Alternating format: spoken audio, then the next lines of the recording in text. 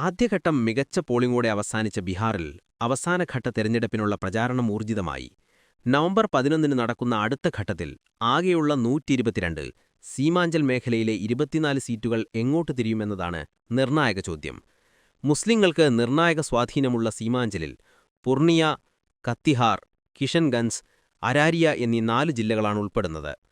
ഏറെ പിന്നാക്കമാണ് ഈ ജില്ലകൾ. മഴക്കാലത്ത് കോസി, മഹാനന്ദ നദികൾ കരകവിഞ്ഞൊഴുകി ഇവിടത്തുകാരുടെ ജീവിതം വെള്ളത്തിലാഴ്ത്തുകയാണ്.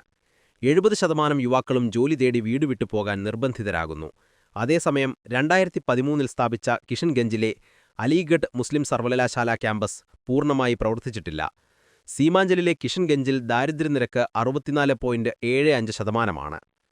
തേജസ്വി യാദവ്, നിതീഷ് കുമാർ, നരേന്ദ്രമോദി, അമിത് ഷാ, പ്രശാന്ത് കിഷോർ തുടങ്ങിയ പ്രമുഖരെല്ലാം സീമാഞ്ചലിൽ പ്രചാരണം നടത്തുന്നുണ്ട്. കഴിഞ്ഞ തെരഞ്ഞെടുപ്പിൽ അസദുദ്ദീൻ ഉവൈസിയുടെ AIMIMന്റെ സാന്നിധ്യം മഹാസഖ്യത്തിന് ഭൂരിപക്ഷം നഷ്ടപ്പെടാനുള്ള പ്രധാന കാരണമായിരുന്നു. 15 സീറ്റുകൾ ഉവൈസിയുടെ പാർട്ടി കാരണം മഹാസഖ്യത്തിന് ഇല്ലാതായെന്നായിരുന്നു ആരോപണം.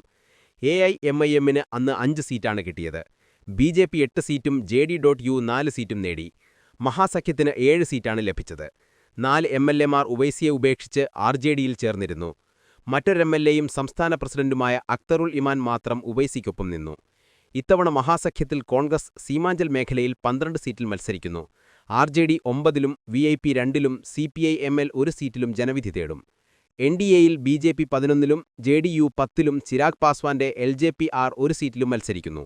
വർഗീയ രാഷ്ട്രീയം കളിക്കുന്നുമെന്നാരോപിക്കപ്പെടുന്ന ഉവൈസിയുടെ പ്രചാരണം മുസ്ലിം പ്രാതിനിധ്യത്തിലും വികസനത്തിലും ശ്രദ്ധ കേന്ദ്രീകരിച്ചായിരുന്നു.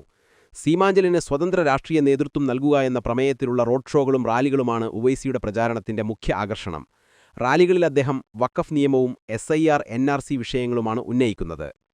സീമാഞ്ചലിലെ 50 ലക്ഷം മുസ്ലിങ്ങൾ പരമ്പരാഗതമായി മഹാസഖ്യത്തെ പിന്തുണയ്ക്കുന്നവരാണ്. പക്ഷേ ഉവൈസി അടക്കമുള്ള ത്രികോണ പോരാട്ടം ആശയക്കുഴപ്പം സൃഷ്ടിക്കുന്നു. AIMIMനെ ഭയന്ന് ചില ഹിന്ദു വോട്ടർമാർ മഹാസഖ്യത്തിലേക്ക് ചുവടുമാറി.